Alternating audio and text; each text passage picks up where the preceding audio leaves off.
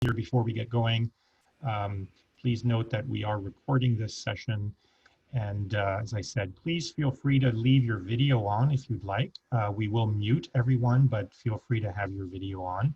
And we will see you in just 2 or 3 minutes once we have most of our participants with us.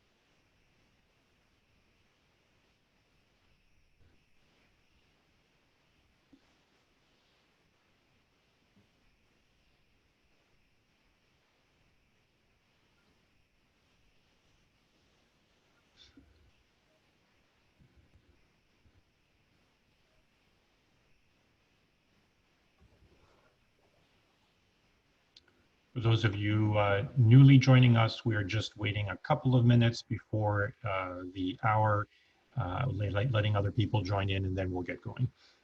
And as I said, please feel free to leave your videos on, but we will be keeping you on mute.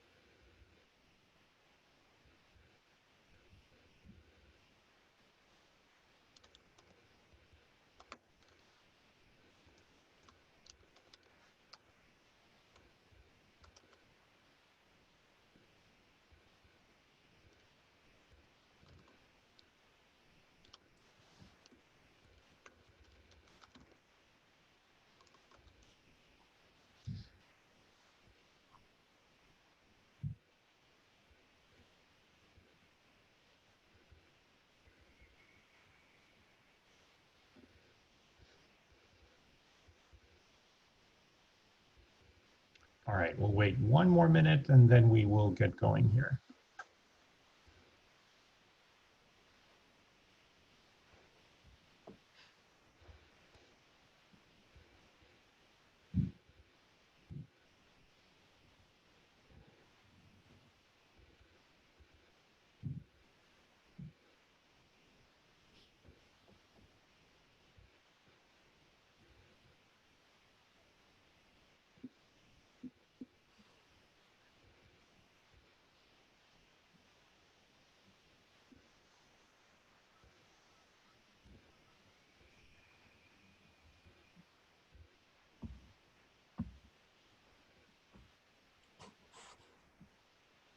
All right, it is by my clock 1 minute after the hour, so we will get going at this point, knowing that a few more will be joining us across the next few minutes, surely. My name is Chris Denby. I am the founder and CEO of the Advisory Board for the Arts, and it is my pleasure to be with you today and to welcome our three panelists, Kim Noltemi, Joan Matavosh, and Ethan McSweeney, who I will introduce in just a minute. We are thrilled to have you back. This is our first webinar after a little bit of a break that we took across the month of August, allowing for everyone's hopefully very well-deserved and well-taken holidays. But we are back in full swing. And for those of you who are new to our webinar series, this is something that we began in March of this year as a service to the world of the arts. These are public free webinars for anybody to join. And we have had hundreds, in fact, probably thousands of participants across these last few months.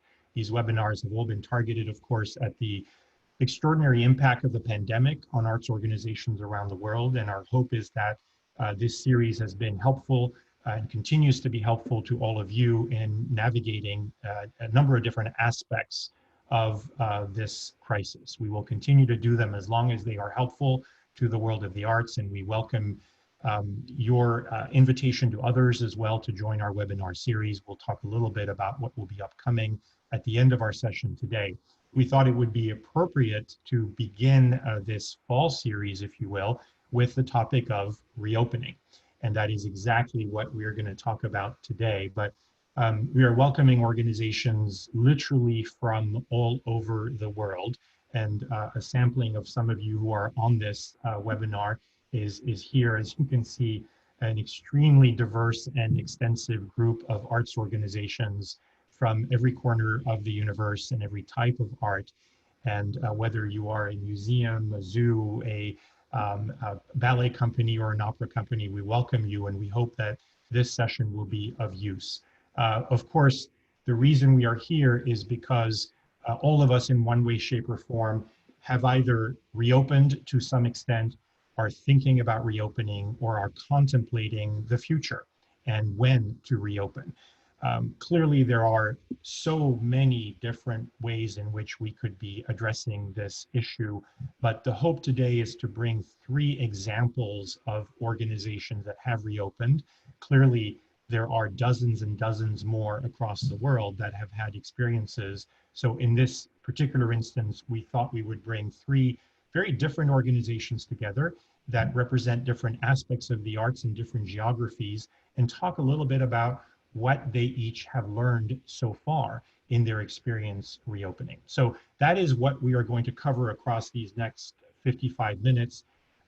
You are able to participate in this by asking us questions and asking our panelists questions and sharing your own perspectives with each other. As surely you all have a vast experience now using the chat rooms of Zoom. So we encourage you to do that. In fact, right now, if you will, just go into the chat room and perhaps introduce yourself and who you are, what organization you're from, just as a way of sort of getting your fingers nimble here and used to the opportunity to use the chat function. Ask panelists questions as we go along, and we will take them across the session as the question becomes appropriate. And for those that we are not able to get to by the end of this session, we will hopefully be able to follow up with you perhaps offline with some answers to your questions as well. Again, so, and please do feel free to share ideas and perspectives with each other. So this is not just about questions. So let's move ahead and dive right into the topic. This is not the first time that we have dealt with the topic of reopening in one way, shape, or form. And so we do welcome you to go to our website if you're interested in some of our previous webinars that have touched upon this. There have been 17, in fact, of these webinars. We did one of our very first ones back in March, which feels like years ago, was actually on the topic of reopening. And the question we were asking at the time is Asia reopening? And we welcomed 2 leaders from the world of Asia and the arts there, from the Hong Kong Ballet and the Tianjin Juilliard School. And you will see, if you go back to that a lot of what they talked about back in March is quite prescient of where we are right now, which is the theme that reopening is not a switch that you flip. It is a process that you go through with lots of ups and downs and course corrections and surprises and needing to adapt. So you might be interested in going back and seeing what they said back in March. We did a webinar specific to museums and their experience with tourism.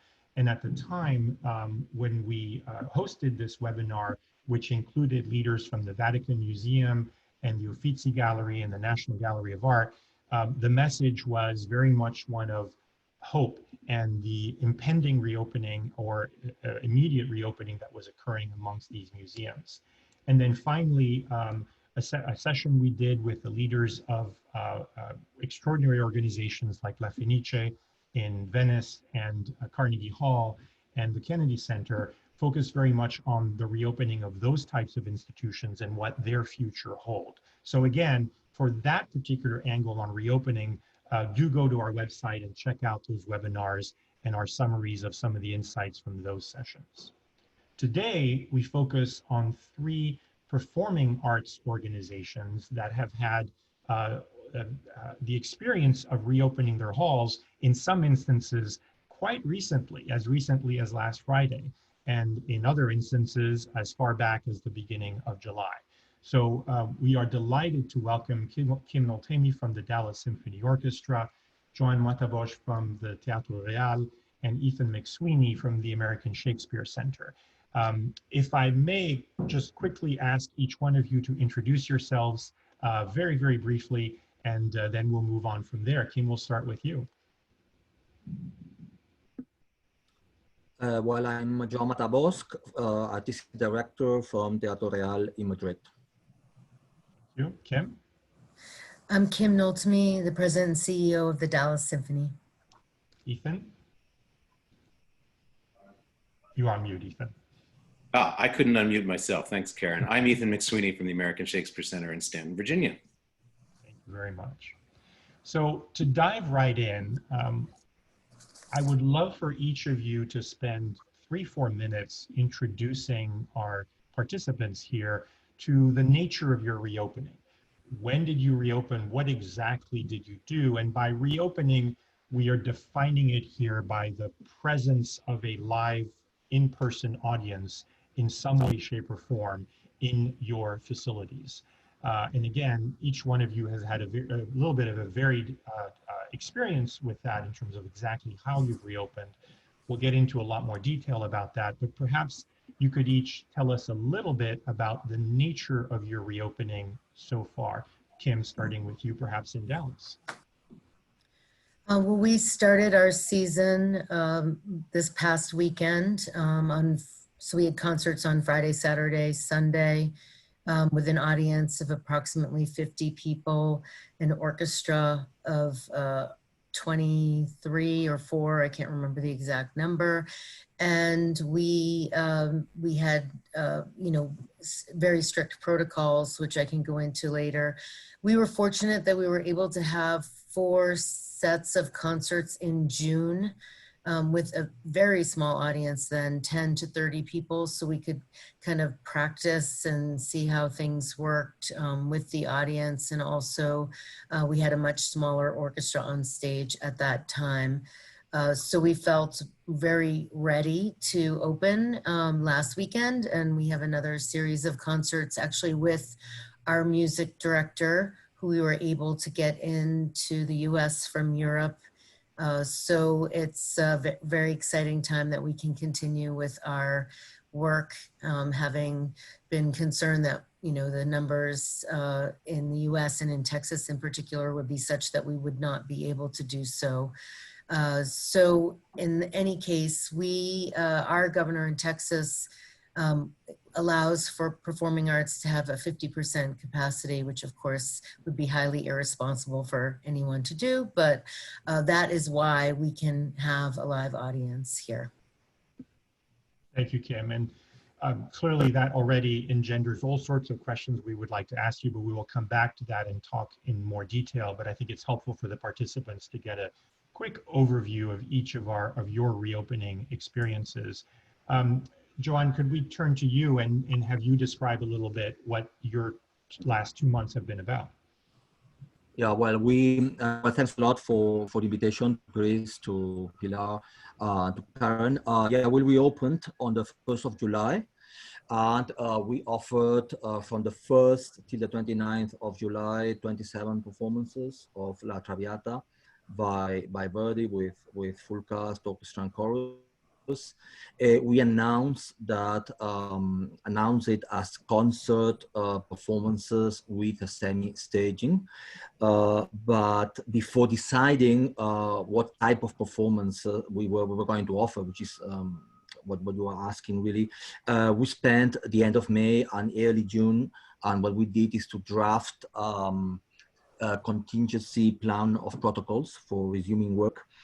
That was a very hard and a very delicate work done together between really everybody, between the Dirección General, the Secretaría General, the unions of the theater, and all the artistic departments from Teatro Real.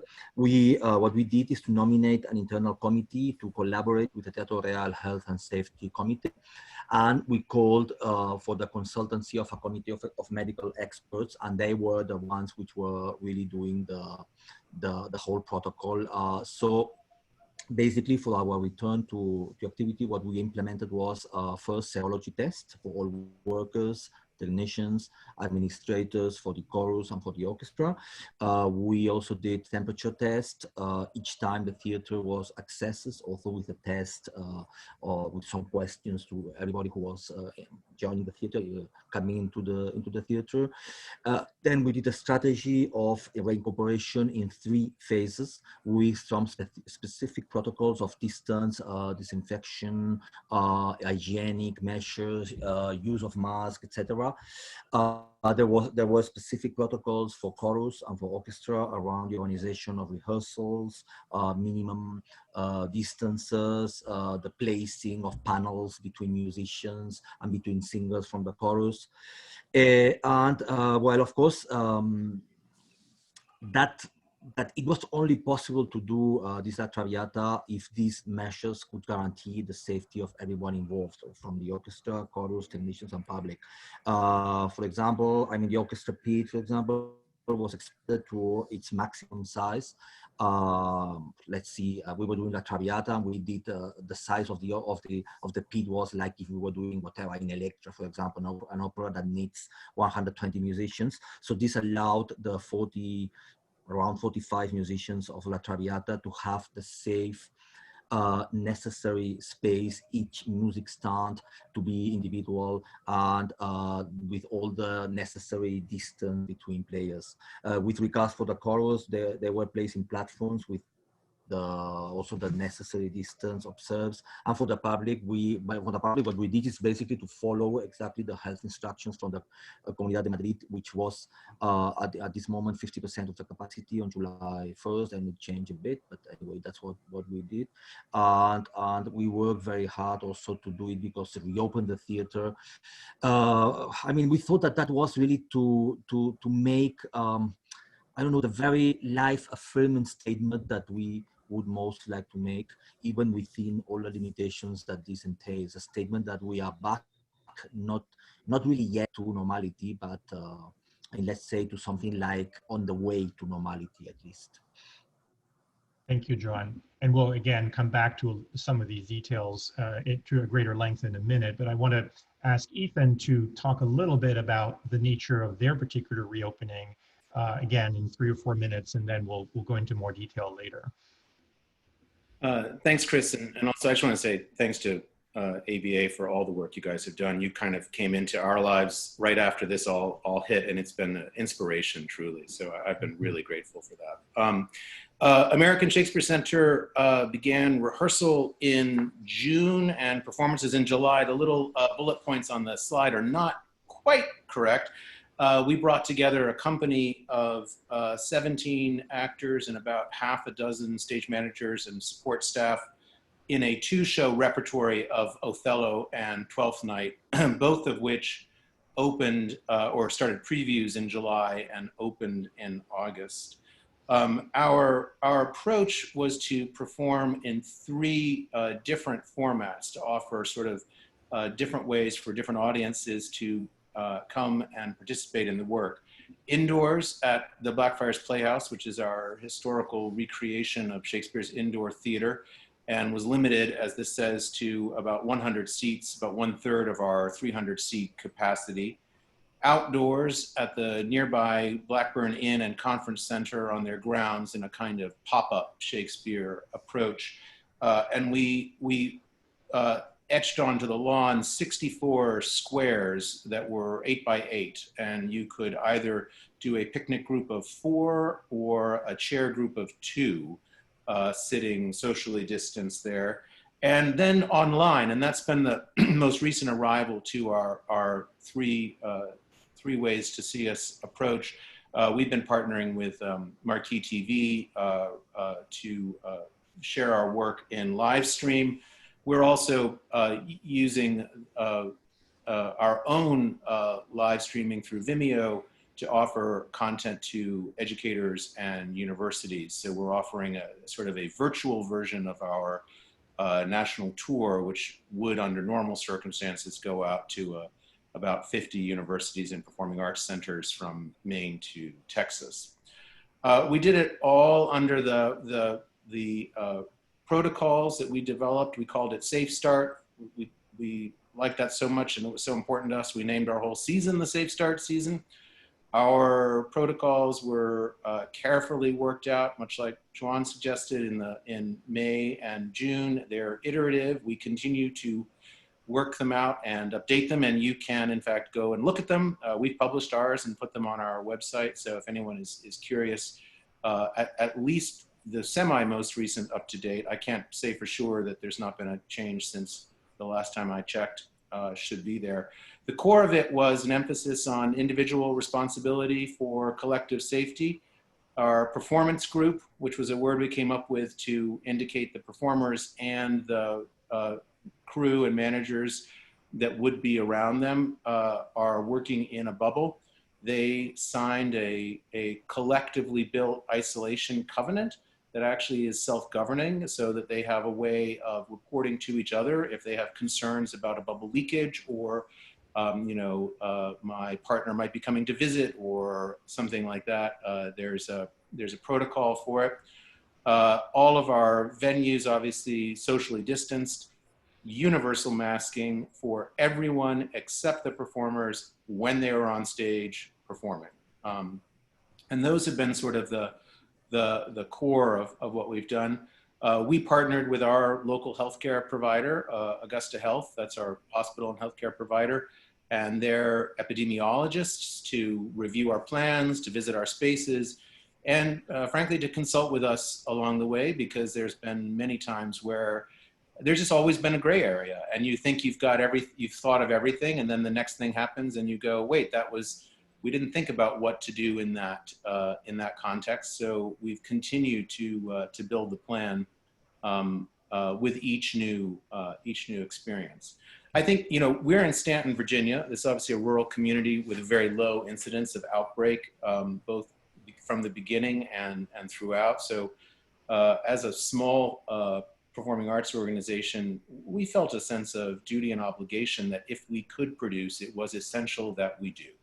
And that we invested our PPP funds from the government in returning our artists to work and having them create art. And that's art that we are continuing to share. Our season is now scheduled to go until October 18th. Our online content is expanding, our education content is expanding, and we're making plans for a Safe Start version of a holiday season as well. Thank you, Ethan. And again, there's several aspects of what you talked about that I'd like to come back to in a minute. But let me go back to Kim and your experience at the Dallas Symphony. Clearly, symphony orchestras all around the world are asking themselves a lot of questions, right? And some of these questions are being answered for them. Their local regulations and, governments are telling them you cannot open or you can open under certain regulations. And so it's not obviously all under your control. But when given the option to do so, there are still choices that need to be made about when, how much, for whom, so on and so forth. And you made some specific choices. I mean, you could have chosen to, like many symphony orchestras, say, well, we're only going to operate virtually until such and such a time. Or you could have gone the other way and said, well, I've been given 50% capacity. I'm going to figure out a way to do that. You have chosen to go a path that is somewhat in between. And so I would love for you to talk to us a little bit about the choices that you made, how you made them, how you thought about them, and how they will likely evolve over the next few months. Well, sure. Of course, we had to think carefully about what kind of capacity to create, knowing that we had a pretty large possibility. And there are a couple factors that go into that. Well, first of all, there's our orchestra. And, you know, like my other colleagues on this call, we all have to think about what's going on stage and how the people on stage feel about what they're doing and the audience. So our orchestra members are tested daily, starting the day before the first rehearsal, as are the stage crew, guest artists coming in town, and also anyone who's dealing with the public, you know, as in an usher type capacity, is COVID tested a day before they're coming to work. So you think about the logistics of all of that, and the orchestra feels safe on stage. We have about 30 to 40 players performing. The first weekend was a brass percussion organ, so that was the smallest that we're doing for a while, but everything else is 35 to 40 musicians. And the musicians are concerned, as you can imagine, with having a large audience in the Meyerson, which is our symphony center. And the reason being, they read all the research on enclosed spaces and air ventilation and all of that. And yes, we do have HEPA filters in the hall and we have excellent ventilation, but still you put a certain number of people in an indoor space, and then statistically, the possibility of someone having an infection and it's spreading from the audience side increases dramatically. So there's the great confidence on the stage side, but there's worry about the audience side. Clearly, we're doing our best to make sure that people take very seriously the idea of not coming to a concert if they're not feeling well. We have temperature checks available. They're seated very far apart. Our hall holds 1,800, and we have, you know, last weekend was 50 people. This weekend is 75 people. We hope to slowly increase over time, starting later this month. So that's if everything goes smoothly. But we felt that it was absolutely critical to have live audiences. That is why the orchestra exists, to play and to a live audience. We're also recording all the performances starting this weekend to be able to offer online as well for subscribers and other attendees who cannot or do not feel comfortable coming. So that is how we made our decision. We have statistical information from our research hospital here in Dallas that tells us that once we go over 100 people in the building, statistically the risk increases, I mean on the audience side. And so, you know, those are the guidelines we're working with. We have a consultant, the chief of infectious diseases at UT Southwestern Hospital here in Dallas, and that she reviewed all of our plans, made recommendations, and I've been working with her to decide on numbers of attendees. And of course, if cases continue to be stable here in Dallas, we're under 200 cases a day on average at this point, then we can consider increasing. But if cases go up, we would not want to increase the number of attendees. So your approach to this is to say we will monitor and adapt as we get more information about the local environment. And so you're allowing yourself the opportunity to increase audience size across the fall, depending on those factors. Is that correct? That is correct. And also one thing I didn't mention, but the average age of the audiences for classical music in general, especially subscribers, is reasonably high, which puts a lot of our audience in the risk group. And that makes us want to be very conservative and also to be able to evolve the plan as time goes by and as we have more success and people feel more comfortable. Thank you. I'd like to shift now and go all the way to Spain for a different perspective on reopening. Joan, in your case, you were given 50% capacity and you went for it. And you had 27 experiences of filling your hall. I'm sure at least two of the questions that have come to the minds of our participants are, did the audience actually come back? Were they hesitant? What was your experience attracting audiences back into Teatro Real? And secondly, how did it go from a health and safety standpoint? Have you encountered any problems that you know of? What has been your experience from that vantage point? By my math, you've put 20,000 people through Teatro Real since July. Yeah. Well, yeah, 22,000 really. I mean, the Traviata worked well. I mean, it was really a success. It was a very, I mean, it was a very exciting experience for everybody in the theater, and also for the artists invited to perform the main roles. Many of them were without work for many months. I mean, it is still a very difficult situation, and really they love to be involved in a production again with all the security measures needed because of the situation. But I mean, with every measure needed, but back to work again.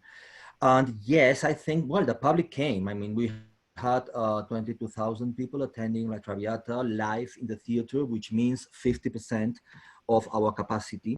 Well, of course, that in normal circumstances, we would have been able to sell more tickets for Traviata, but we maintain this 50% capacity, and that was already a big issue in July. Apart from that, we had also live broadcasting of one of the performances of this La Traviata through the Teatro Real digital platform, which is My Opera Player, which was watched by around 50,000 people. So, but yes, I mean the answer is yes. I mean people are coming back. It's very difficult for everybody, and it will take some time to be back to normal. But yes, they came back. There were no virus cases associated with the performances. It was very clear to us that the safety measures should really guarantee the safety of the public. And otherwise we would not have done it. But really the whole thing was strange somehow. I mean, the public was wearing masks all the time. I mean, it was compulsory for the public to wear masks all the time. The entrance to the auditorium and the exit was in a sort of strict order organized by people from our staff. So you could not get in or get out of the auditorium. You should follow an order which was by people from our own staff. For example, the use of restrooms was also through a very strict protocol. We added to the theater some extra restrooms in spite of the reduction of the capacity. There were staff people to disinfect restrooms after every use. The access to the foyer was strictly also under control. In your ticket, you had exactly which of the foyers of the theater could use. You couldn't go free from one foyer to another one. During the access in the interval, we had to be very sure that in no foyer of the house was too many people. We had at the same time screens in the auditorium with lots of clips about the opera and the artists to try to, I don't know whether to suggest or to convince the public not to go out to the foyers except if they wanted to use the restrooms. And we had an interval which was longer than usual to guarantee to everybody an order to get back in the place and to be sure that there was enough time for whatever was needed, basically to go to the restroom. So yes, I mean, the whole thing was, let's say, special. I mean, unusual, but it was a very good experience. We know now that it works, and that's what we are going to do now again. And I think it's going to be easier because some of the public that we had for Traviata, probably they will come back now for Ballet Maschera. So I think now the public knows which are the conditions for them to attend the live performances in these very special circumstances. Well, John, congratulations on your endeavors there and all the success that you've had across the summer. When you and I spoke, one of the things that struck me is you said one of your biggest surprises was how well behaved your audience was, how they really actually followed all of the instructions that you gave them, and in fact that they were interested in following them, right? Yeah, I Uh, did. Oh, sorry. no, Go ahead, John. no, it's okay. It's okay. Well, okay, no. Yeah, I mean, they behave well. I mean, I have to say. I mean, if you ask if there were surprises, I mean, not many. I mean, we did not have really a problem in any of the 27 performances. Everybody wore a mask all the time. Everybody followed instructions, and there was a real sense that this could be done, but only if we all behave according to very strict rules.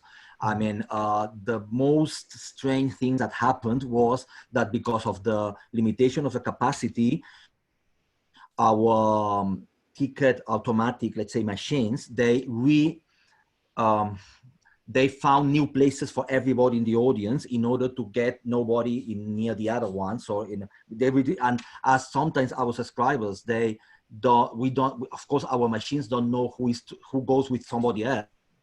In many times we had to find solutions at the moment because people were coming together, and when they live together, they were separate in the theater. But that was, let's say, the most common strange thing that happened in between these 27 performances. The behavior of the public was really fine. I mean, I think at the end you need to trust the public. I mean, they know that the situation is very complicated, and they need to behave differently and the fact of having an audience which is maybe special and maybe older and maybe also more conscient maybe helps that somehow. And that I'm going to turn to Ethan in just a second here, but to any of the three of you, there's a question here that I think is on everyone's minds, which is, it's great news to have evidence that audience members are behaving the way we want them to behave, but what if they don't?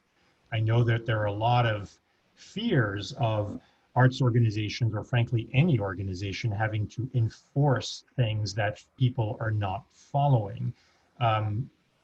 What is your experience with that, if any, and what is your advice to those who are concerned about the need to enforce when not followed?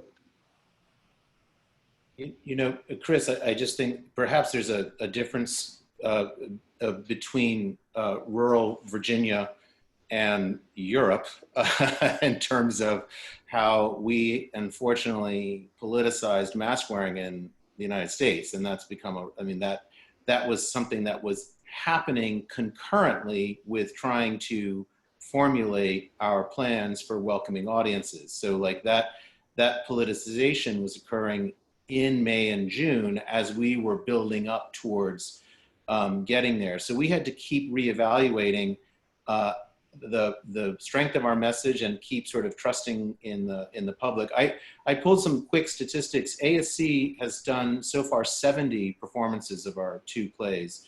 41 of them have been inside and 18 outside. Our attendance inside is a little below 1,500 and outside is a little above 2,400. So in terms of actual people, we've seen a slight bias towards outside, although I think that we are also seeing people start outside and then kind of work their way to like, oh, I have confidence in this company and this experience. I feel ready to come inside. And our online, at least our general public, our non-education online is a little below 1,000. So that's just sort of an interesting measurement. We to answer your question though, what we put in place that if we have two things that happen. One, our actors can see our audience. So if they see people not wearing their masks, they can message the stage manager who messages the house manager who then goes, and we gave the house managers little cards to hand out and say, please put your mask up. So it's not, confrontational because that's not a good strategy for compliance. And the actors are entitled, if they see someone not complying after we've attempted that, to call hold and stop the performance until we ask the group to recomply with the universal masking rule. And we have had to do that on one occasion. And did it work? It did, immediately. Social pressure, I think, is among the most powerful tools there is. If you set it up that it's antithetical to like, I'm going to use this is my moment to protest, you're going to get someone to do that. I mean, the other thing is, we ask people to wear shirts and shoes when they come to the theater, and we have a fairly high rate of compliance. So, you know, to me, it's like, if you're not going to wear pants, then maybe you can consider not wearing a mask. But otherwise, like, really. Kim, have you discussed how to handle situations that might come up of that nature? Yes, and in fact, we had it from day one. So masks are mandatory in Texas, and there's a lot of mask wearing in Dallas, even out in the streets. But the thing is, when you go to a restaurant and you sit at the table, you can take your mask off. And I think that's how people were thinking of concert attendance. And so we decided we would make an announcement at the top of the performance, you know, the usual turn off your cell phone and you must wear your mask for the entire concert. Because the first night and the second night, people sat down and a couple, not a lot, but you know, 3 people took off their masks and we went up to them and told them they had to put it back on, and they did immediately. But I think that culture that kind of conflicts with restaurant culture is something that we have to deal with. We're having no intermission and no food and beverage. So we thought by not having those components, we wouldn't run into this problem. But again, anyone who's been asked has complied. Good.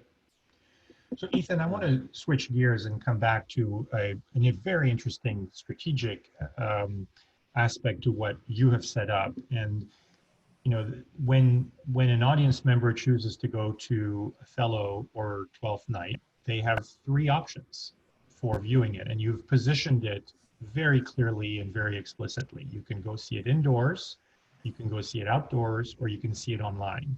And they're truly, it's positioned as, you know, you can choose one of those 3, and it's sort of pick your own adventure kind of setting. What is interesting to me is the way it's been presented. Obviously, a lot of organizations are doing, you know, certain components of that, but the fact that now a given performance is being marketed and presented as you have 3 ways of viewing it.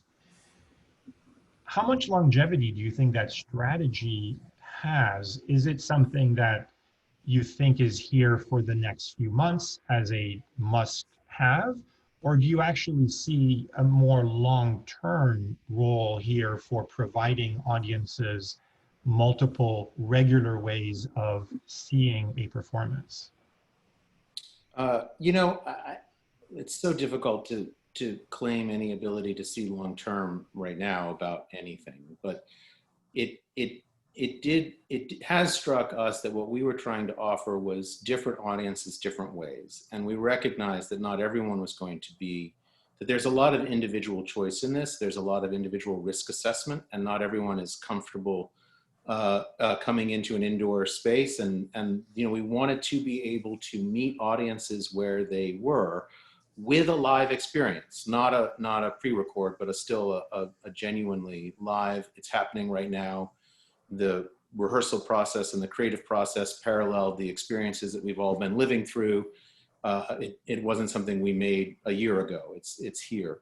So I think that I don't think we are going to find a solution that will allow us not to be performing in socially distanced ways for a considerable portion of the foreseeable future, and probably all, if not most, of 2021. And I think that the digital side of that will continue to be a way to reach audiences and stay connected to audiences. We have had success bringing in new audiences with digital, which does buck the conventional wisdom. I'd love to say I know exactly how we did it, but we know it's happened, and so people are finding ASC. We do have a very unique venue, which you can see on the screen right now in the Blackfriars Playhouse, that has proved incredibly resilient in terms of its adaptability to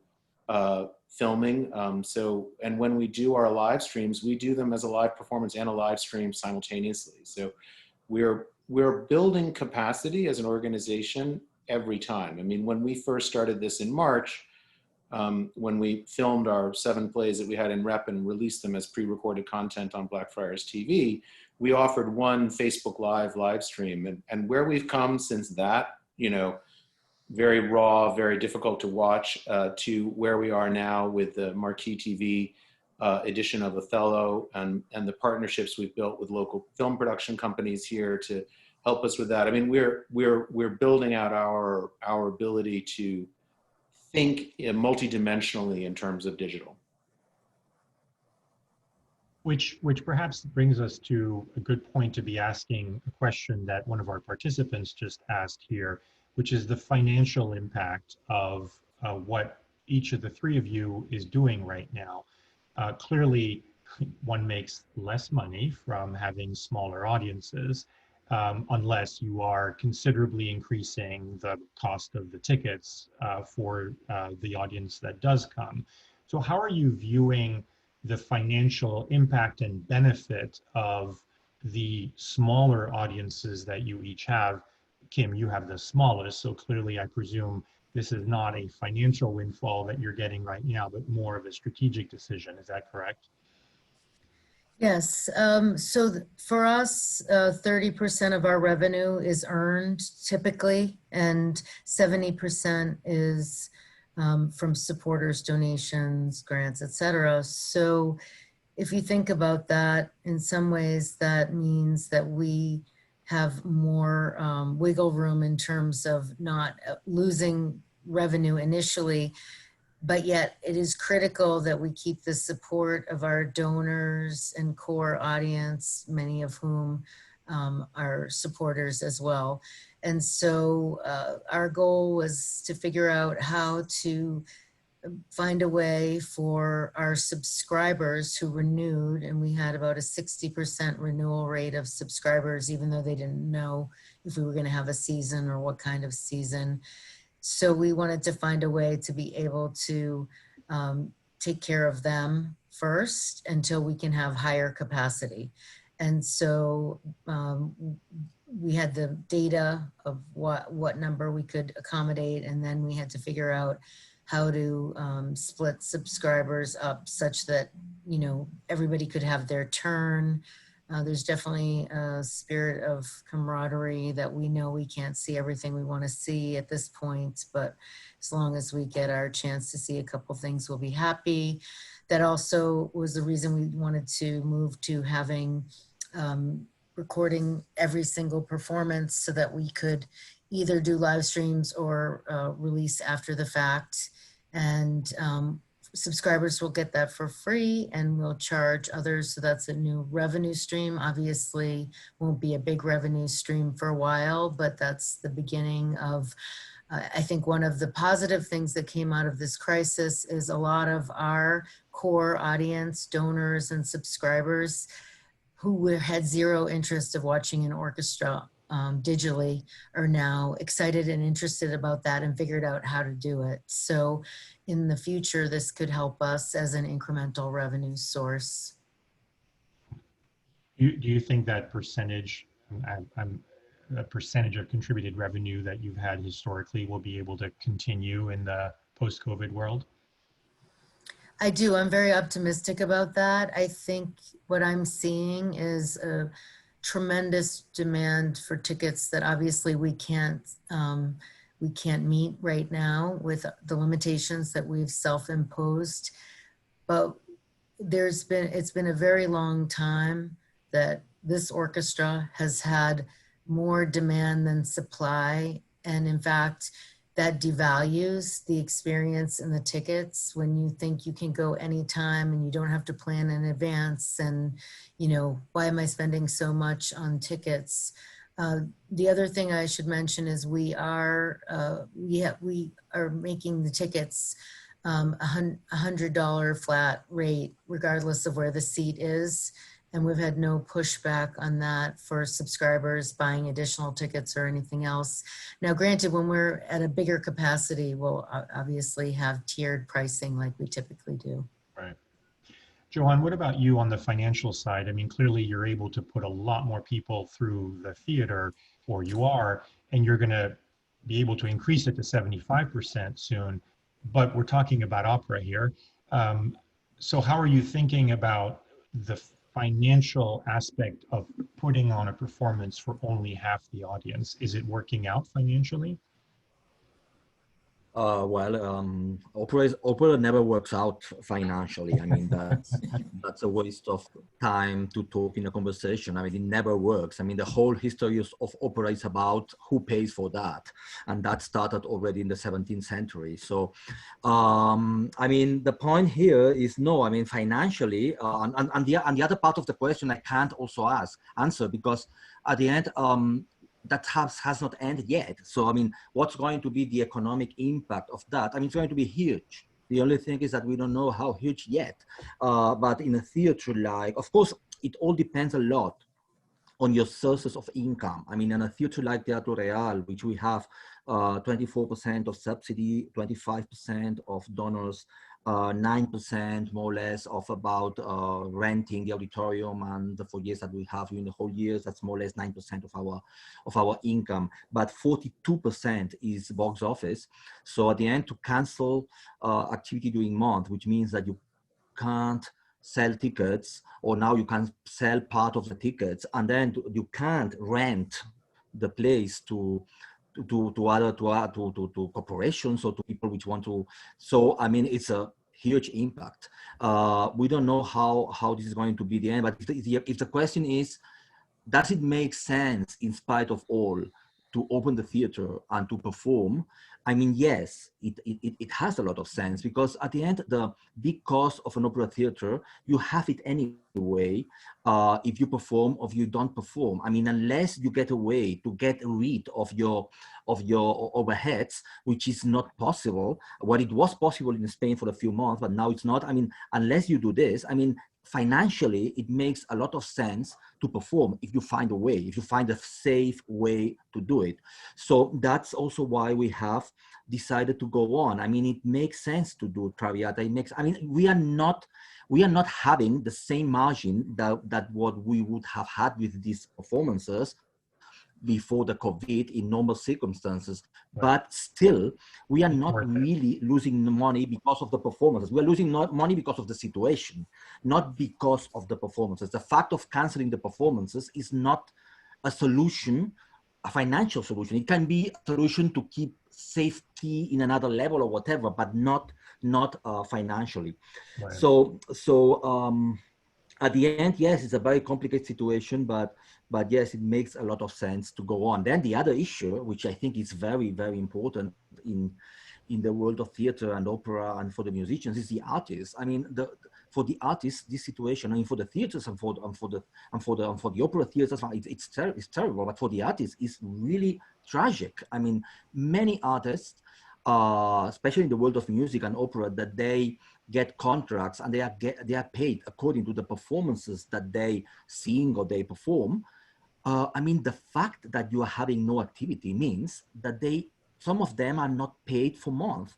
I mean, that's terrible. I mean, an opera theater needs to be very sensible and needs to try to open somehow for respect for the public and for respect to the artists. I mean, if that continues for a long time and theaters are just closed, we are going to have no artists. And then if we have no artists, why do we want theaters? Yep. Ethan, I know there are many motivations in your case about why you started when you started, why you pushed as hard as you did to be able to perform. But what about the financial side of things? Are you better off having reopened or worse off? I mean, well, I think we are. Sorry, I was asking Ethan, Joan. Sorry. Sorry. It was Joan or Ethan?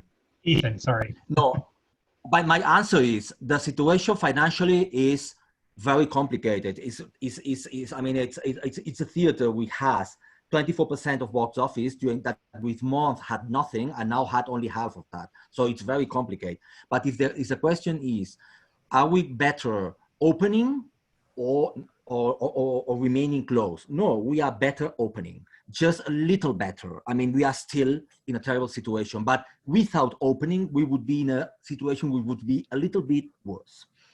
What about in your case in Virginia, Ethan? I second everything that Juan said, and also the having a company of artists, many of whom are in residence in our community. If we didn't find a way to open, they weren't going to work, and that was a real important part of our consideration. Was we wouldn't really be able to survive without finding a way. We would only have been able to bring everyone back and then close down again if we didn't find a way to invest the government subsidy in creating something that we could then offer. How are we? I mean, yeah, we formerly were 75% earned and 25% contributed, maybe even a little bit more on the earned side than the contributed. So we were very dependent on our box office in contrast to the symphony. But we were also a sort of rising mid-sized theater producing over a dozen pieces a year, including world premieres.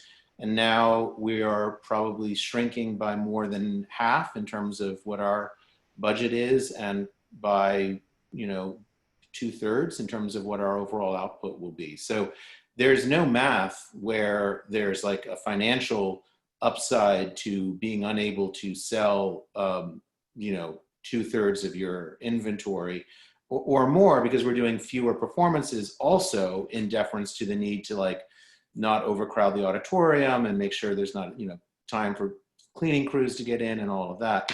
So I don't think there's like it's not good. That's where the diverse sources of income, though, at least they let us keep, in a way, they let us keep in the game, and Right. Then we can see where we are. So there's been, for us, it's been a sort of series of stepwise motions. I mean, what is the next thing we have to do?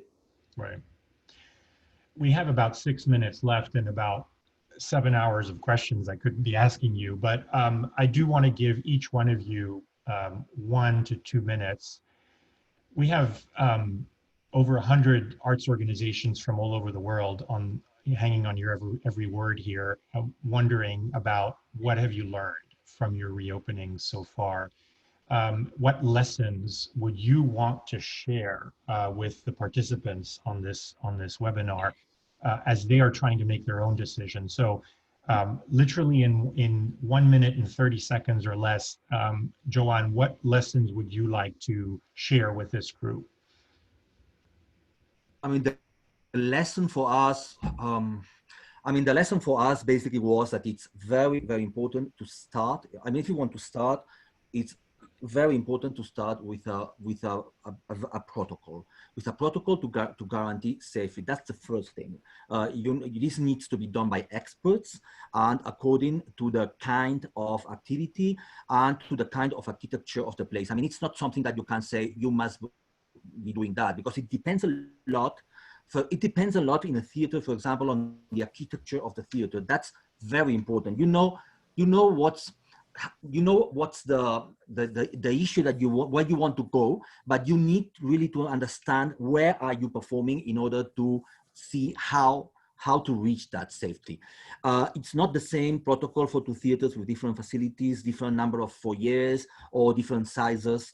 I mean, different pit sizes, different union agreements about the work of technicians and artists. The protocol is really a specific tool that must be done by each institution according to their own characteristics. Then after you have the safety control about how to proceed, I would say that let's try to push it till the point that there is a certain activity in a certain way that can be done. It's not that you can do everything, but it's also not that because you can't do everything, you need to do nothing. I mean, once you have the protocol, the whole staff needs to know, share, assume it, and it's like your basic tool to reopen.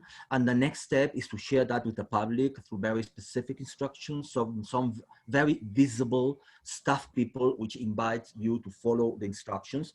And finally, I mean, it's what I said before, trust your public. I mean, they know what's going on. They know that they will collaborate in order to have the incredible satisfaction of being back in a theater again. Thank you. Ethan, in 1 minute or less, what would be your lessons? layers, alternatives, flexibility. That's what I got. That's less than 1 minute, and that's very insightful. Thank you. Kim, we'll give you the final word here in terms of so far in your preparation and perhaps in the first 3 days, what lessons would you like to share with the rest of the group here? Well, safety first. The public trust will be lost without that. One has to really deal with one's own market situation. So things are very different in Dallas than they are in many other places. And I'm trying to address everything related to our audience, our city, our situation. Flexibility, I think that's key. Everything can change in a day, in a week, in a month. It's really, you just have to evolve. And relationships. This is a time to build relationships, build trust so that we can come out of this in a positive manner. And relationships are internal with one's staff, for us, the orchestra, donors, the audience, the general public. Thank you, Kim. There are lots of resources available to all of you on this, and Karen has kindly shared some of the links and resources already in the chat function.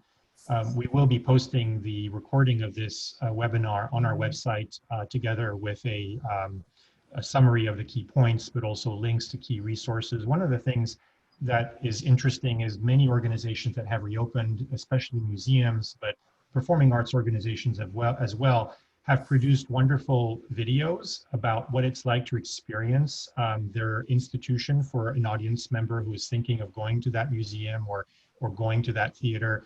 One of the better ones I've seen is actually the one created by Teatro Real, which was there to give people a sense of what is it like to prepare the theater for you and to give you a sense of security and safety. So there are many out there, but if you were looking for an example of one, I would say go to the one that's on the website of the Teatro Real, because it was very, very well done. And as I said, there are many others out there, and we'll try to provide some of those to you in our follow-up from this session.